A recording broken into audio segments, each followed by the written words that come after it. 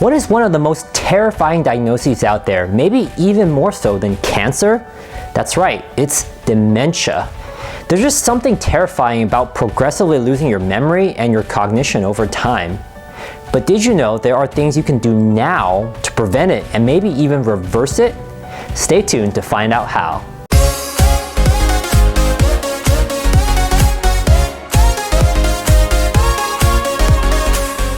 And what's up guys, CW here from Consider It Health, where I consider some of the big topics in health today. And today's topic is dementia.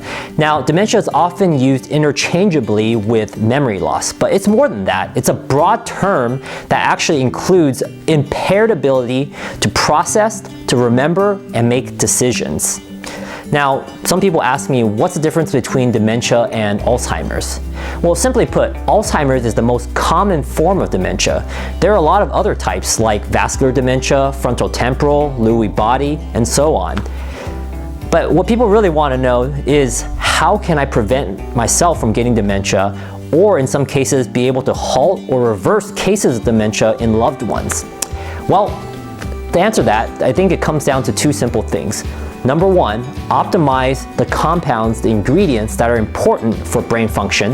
And number two, avoid the compounds and toxins that are harmful for brain function. So let's start with the first part today, optimizing the ingredients that are essential for brain function. And the first essential ingredient for brain function is oxygen. Oxygen, we know, is important for every living cell in our body, including the brain. Now, the brain only makes up about 2% of the body, but uses about 20% of the body's oxygen. Now, this is one reason why regular physical activity is so important for the brain and to decrease the risks of dementia. By getting your blood pumping and flowing, it brings blood supply to the brain cells. And so, get out there, stay active, and take those good deep breaths. So it should be no surprise that if you have lung conditions like COPD, which is often associated with smoking, that can increase your risks of dementia. Or consider more commonly, sleep apnea. If you have sleep apnea, basically every night your body is being deprived of oxygen multiple times a night. Think about how that would affect the brain progressively over time. So if you have either of these conditions, if you have COPD and are smoking, try to quit because that's going to affect your brain. Or if you have sleep apnea, make sure that's controlled with a CPAP or a mouth guard or some other therapy. Now the second ingredient needed for optimal brain function are nutrients from food. So take for example B vitamins. They are important for the nervous system, which includes the brain. Now this includes B6, B12, and folate, which is B9. So if you're deficient in any of these, you're more likely to suffer from cognitive deficits. Another thing is antioxidants. We think about antioxidants with superfoods like blueberries and pomegranates and acai, but they're found in most fruits and vegetables and herbs and spices. Now what antioxidants do is they protect our body from these molecules called free radicals. Free radicals damage our body and they just occur from normal day-to-day living and processing our food and our metabolism. So if you have a good plant-based diet that is rich in these antioxidant-rich foods, you'll do your brain a favor. Now the last thing is fats. Fats? That's right, our brain is made up of about 60% fat. So what type of fat you eat can determine the composition and the function of your brain. So if you're filling up on good fats like omega-3s from fish oil or fish, flaxseed, chia seeds, nuts, you're more likely to have optimal brain function versus eating a lot of processed oils and fried foods, which have been linked to more cognitive impairments in the long run. Now the third critical ingredient needed for optimal brain function are hormones.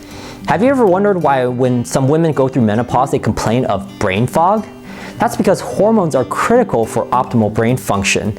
So when a woman goes through menopause and their estrogen and progesterone and other hormones start dipping and tanking, is it any wonder that their brain suffers? Now, unfortunately, many women just accept this as a normal part of aging, when it doesn't have to be that way.